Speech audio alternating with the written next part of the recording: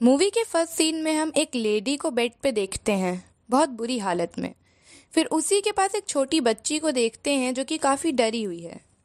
उसके जस्ट बाद ही हमें अगला सीन दिखाया जाता है जहाँ पे डॉक्टर रोज़, जो कि एक थेरेपिस्ट हैं जो मेंटली इल लोगों का ट्रीटमेंट करती हैं, उसके पास एक पेशेंट को लाते हैं जिसका नाम लॉरा वीवर है।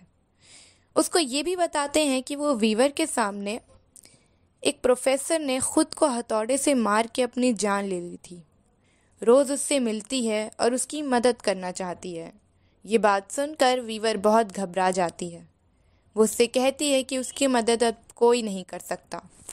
जब से उसके प्रोफेसर की डेथ हुई है, कोई चीज़ वीवर को बहुत परेशान कर रही है। ये बात वीवर उससे कहती है। रोज़ उससे कहती है कि तुम्हें एक मेंटली ट्रॉमा लगा है, इस वजह से तुम्हें ऐसा फील हो रहा है। वीवर इस बात पे उससे कहती है कि उसे पता है कि वो पागल नहीं है। सच में उसे कोई ऐसी एंटिटी दिखती है जो उससे ले जाएगी। वो उसे परेशान करती है।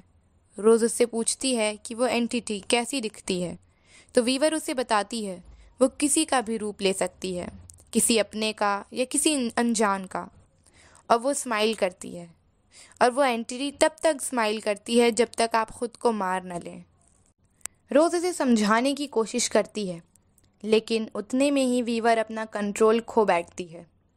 उसको ऐसे देखकर रोज़ हेल्प के लिए कॉल करती है, लेकिन जब ही रोज़ पीछे मुड़ती है, वो देखती है कि वीवर के हाथों में चाकू है, और वो इससे पहले कुछ कर पाती, वीवर अपनी जान ले लेती है उसके सामने अपना गला काट के। ये चीज़ देखकर रोज़ बहुत ही ज़्यादा डिस्टर्ब्ड हो जाती है और उसे समझाया जाता है, संभाला जाता है। उसी के बाद वो घर चली जाती है। उसी दिन अपने घर जाकर वो इन सब चीज़ों से गेट ओवर होती ही है, होना चाहती है, लेकिन वो हो नहीं पाती। वो पानी पीती है, लेकिन वो देखती है कि उसके घर के एक कॉर्नर पे उसे वीवर नज़र आती है। वो डर जाती है। उतने में ही उसका फियांसे वहाँ आ जाता है। उसका फियांसे, जिसका नाम ट्रेवर है, वो उसे संभालता है। रोज़ उसे सब बताती है कि आज क्या हुआ उसके साथ। वो दोनों उसके बाद डिनर पे जाते हैं। अगले सीन में हम हॉली और उसका हस्बैंड को देखते हैं। हॉली रोज़ को समझाती है कि वो ये सब काम छोड़ दे, तो रोज़ ये बात नहीं सुनती है। हॉली उसे ये भी समझाती है कि वो अपना पुराना घर छोड़ दे, लेकिन ये भी बात रोज़ नहीं सुनती है। बातों बातों में हॉली अपने बेटे के बर्थडे पे रोज़ को इनवाइट करती है, लेकिन रोज़ मना कर देती है क्योंकि उसको काम था। वो बहुत परेशान होती है ऑलरेडी उसके साथ जो इंसिडेंट हुआ था उसकी वजह से, और इसी वजह से हॉली और रोज़ का छोटा सा झगड़ा भी हो जाता है। अगला सीन जो कि हॉस्पिटल का दिखाया जाता है, उसमें रोज़ का एक्स, जिसका नाम जोएल होता है, वो रोज़ को मिलता है, जो कि एक पुलिस ऑफिसर होता है। वो उसके साथ हुए इंसिडेंट की वजह से उसका हालचाल पूछने आता है कि कहीं वो इतनी डिस्टर्ब तो नहीं है, लेकिन रोज़ इसे इग्नोर कर देती है। हॉली का रोज़ के पास कॉल आता है इनवाइट करते हुए अपने बेटे के बर्थडे के लिए। रोज़ उससे माफ़ी मांगती है जो उनके साथ झगड़ा हुआ था पिछली रात। रोज़ को फिर से बात करते करते ही हॉस्पिटल की कार पार्किंग में वीवर नज़र आती है। रोज़ फिर से डर जाती है। उतने में ही वो हॉली का कॉल काट देती है और वो बाहर लॉबी में आती है। उसे लॉबी में बाहर आने के बाद उसे उसका पेशेंट नज़र आता है, जो दूसरा पेशेंट है, जिसका नाम केन है। वह अपने रूम के बेड पे बैठकर वही क्रीपी स्माइल दे रहा होता है जो वीवर ने मरते टाइम दी थी। वो रोज़ को देखता है और रोज़ को देखकर वो भी बोलने लग जाता है एकदम से, तुम भी मरोगी। रोज़ ये सुनकर डर जाती है और स्टाफ को बुलाती है, पर स्टाफ के आने के बाद कैन एकदम नॉर्मल रहता है। इन सब के बाद रोज़ के बॉस उसे बुलाते हैं और उससे कहते हैं कि उसे लीव ले लेनी चाहिए, क्योंकि वीवर के इंसिडेंट के बाद रोज़ बहुत डिस्टर्ब्ड हो गई है। इस वजह से वो काफ़ी ओवर थिंकिंग करने लग गई है और उसे लीव दे देते हैं। उसी के बाद हम अगले सीन में देखते हैं कि रोज़ गिफ्ट पैक कर रही होती है हॉली के बेटे के लिए। उतने में ही उसे ऐसा लगता है कि अलार्म बज रहा है, यानी सिक्योरिटी अलार्म। तो दोस्तों, जब वो सिक्योरिटी अलार्म बजते हुए देखती है तो वो घर चेक करती है, तो वो पाती है कि घर के पीछे का डोर खुला हुआ है। वो डर जाती है।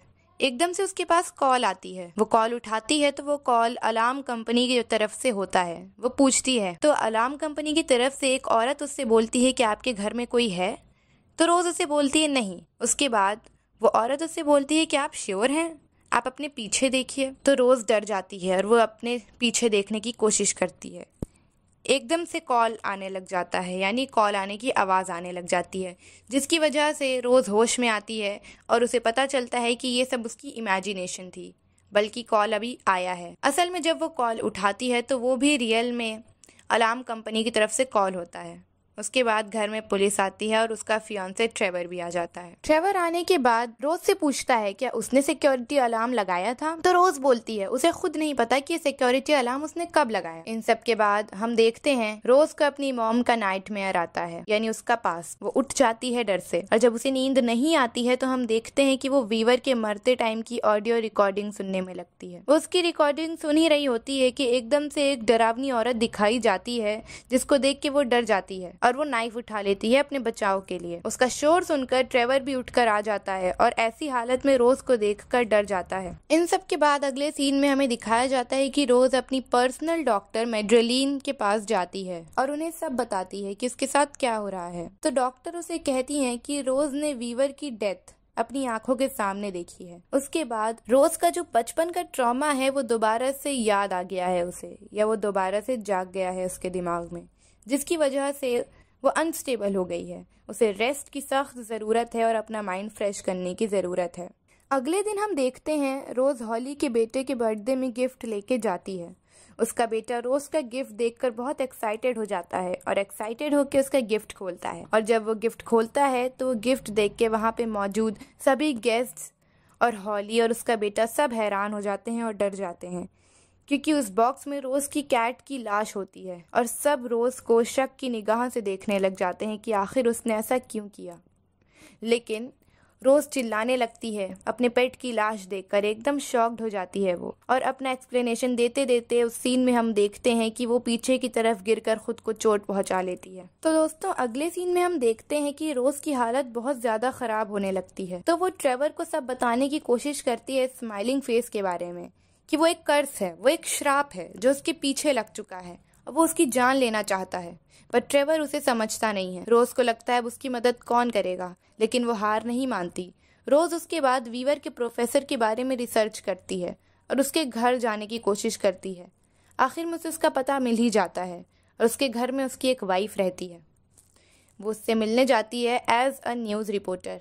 प्रोफेसर के घर पे जाती है वो, तो उसको उसकी वाइफ मिलती है और वो उसे बताती है कि उसका हस्बैंड अचानक से बहुत बीमार हो गया था। उल्टी सीधी बातें करता था, खुद से बातें करता था और अलग अलग तरीके की पेंटिंग्स बनाता था। ऐसे क्रिएचर्स जो बहुत डरावने होते थे, ऐसे एंटिटी जिसकी शक्ल ना हमने कभी इमेजिन करी हो, न कभी हम सोच सकते हो ऐसी चीजों के बारे में। और एक ऐसी एंटिटी उसने बनाई थी जिसकी शक्ल अपने आप बदल जाती है। ऐसी पेंटिंग। रोज उससे पूछती है कि आखिर ये सब उसके साथ शुरू कब से हुआ। तो उसने उसको बताया कि ये सब तब से शुरू हुआ जब वो एक मनहूस कॉन्फ्रेंस से लौट रहे थे और उसके सामने एक औरत ने अपनी ही जान ले ली थी। रोज उस औरत का नाम जानना चाहती है जिसने प्रोफेसर के सामने अपनी जान ले ली थी।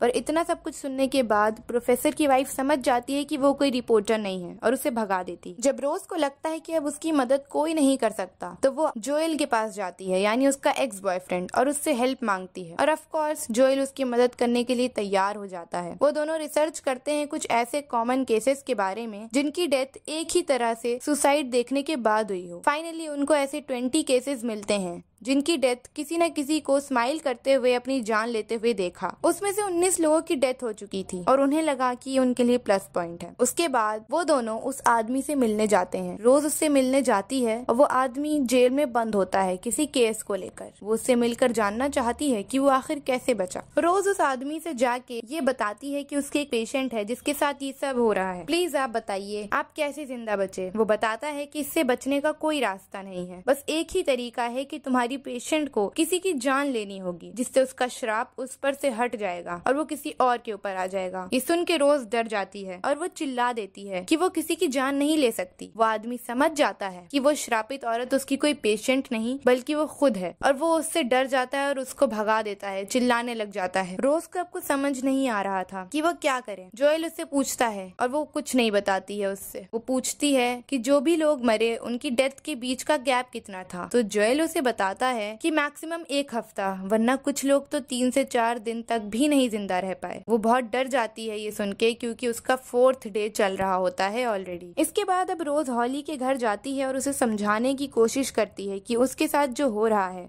वो सेम वही चीजें हो रही हैं जो उसकी माँ के साथ हुआ करता था। पर हॉली उसकी बातों का यकीन नहीं करती। वो बस इतना चाहती है कि रोज उससे और उसकी फैमिली से दूर रहे। यहाँ हमें एक और बात खुलने को मिलती है कि हॉली रोज को बचपन में छोड़कर चली गई थी उसकी माँ के साथ अकेले, जब उसकी माँ मेंटली बीमार थी, और रोज अकेले झिझकती रही, उसी हालात में जूझती रही अपनी माँ के साथ। वो कहा जाता था कि उनकी माँ मेंटली इल है, पर अब रोज समझ चुकी थी कि उसकी माँ भी कर्ज थी। जब उसे कर्ज लग चुका है, उसकी माँ को भी कोई बीमारी नहीं थी, लेकिन हॉली उसकी मदद करने से इनकार कर देती है और उसे भेज देती है वहाँ से। उसके अगले सीन में हम देखते हैं रोज अपने घर चली जाती है, जिससे वो किसी को भी नुकसान ना पहुँचा सके। फिर वहीं पे डोर बेल बजती है और देखती है कि डॉक्टर मैड्रेलीन आई हुई हैं। वो उन्हें अंदर नहीं आने देना चाहती। वो कोशिश करती है कि वो उन्हें बाहर से ही भेज दे, लेकिन डॉक्टर मैड्रेलीन उसे कहती हैं कि उन्हें पता है कि वो मेंटली इल है। अगर वो हॉस्पिटल वालों को कॉल कर देंगी तो वो उसे पकड़ के ले जाएंगे। सुनकर रोज डर जाती है और उन्हें अंदर बुला लेती है और उन्हें बताती है कि उसकी फैमिली में भी उसका कोई यकीन नहीं कर रहा, वो एकदम अकेली हो गई है। उतने में ही रोज के पास कॉल आती है। वो कॉल रियल डॉक्टर मैड्रेलीन की होती है। जी हाँ दोस्तों, वो डर जाती है। जैसे ही वो डॉक्टर मैड्रेलीन की तरफ देखती है तो वो अजीब सी क्रीपी सी स्माइल दे रही होती है। वो वही एंटिटी होती है जो उसकी जान लेना चाहती है। वो डर जाती है और उनसे बचने की कोशिश करती है। जो डॉक्टर मैड्रेलीन का रूप लेके आई है वो उससे कहती है कि तुम्हारा वक्त आ गया है। रोज समझ गई थी कि ये जो भी एंटिटी है वो यही चाहेगी कोई आए और उसे मरते हुए देखे, ताकि ये कर्ज आगे बढ़े। रोज नहीं चाहती थी ये कर्ज आगे बढ़े या कोई उसे मरते हुए देखे। तो वो एक सुनसान जगह जाती है। सुनसान जगह से मतलब अपने पुराने घर, जहाँ उसकी माँ की डेथ हुई थी, जहाँ वो बचपन में रही थी, जहाँ उसने अपना सारा ट्रॉमा फेस करा था। वो घर एकदम खंडर पड़ा था, एकदम सुनसान। उसे वहाँ पे कोई भी इंसान नहीं दिखता है। जैसे ही वो अंदर जाती है वहाँ पे भी उसे इल्यूजन होने लगते हैं। उसे वहाँ पे अपनी माँ नजर आती है जो उससे शिकायत कर रही होती है कि तुमने मुझे बचाया नहीं। तो वो उन्हें समझाने की कोशिश करती है कि उस वक्त मैं छोटी थी, इसीलिए मैं आपको नहीं बचा पाई। मैं आपको बचाना चाहती थी, मैंने बहुत कोशिश करी, लेकिन मुझसे नहीं हुआ। एकदम से उसकी माँ एक भयानक सी एंटिटी का रूप ले लेती है और उसे जान से मारने की कोशिश करने लगती है, लेकिन रोज उससे बचने के लिए पूरी कोशिश करती है। रोज के पास एक लालटेन रखा होता है जिससे वो उस एंटिटी के ऊपर वार कर देती है। जब वो उस लालटेन से उस एंटिटी पे वार कर देती है तो वो एंटिटी जल जाती है और रोज को लगता है कि फाइनली सब ठीक हो गया है, उसने उस एंटिटी को खत्म कर दिया है जलाकर। अगले सीन में हम देखते हैं रोज जोएल के पास जाती है और उसे बताती है कि फाइनली सब खत्म हो गया है, जो भी कर्ज था वो मैंने उसको जला दिया है। उसी के बाद हम देखते हैं कि जोएल भी उसी क्रीपी तरह से स्माइल कर रहा होता है जिस तरीके से मरने वाले लोग करते हैं। रोज ये देखकर काफी डर जाती है और वहाँ से भागने की कोशिश करती है। उसे लगता है कि जोएल उसे मार देगा। जैसे ही वो जोएल के घर से बाहर आती है वो देखती है कि ये भी उसका इल्यूजन था। असल में वो कभी गई ही नहीं जोएल के घर, वो अभी भी अपनी माँ के घर के बाहर ही थी। जब रोज को रियलाइज होता है कि वो उसका इल्यूजन था तो वो अपनी माँ के घर दोबारा अंदर जाती है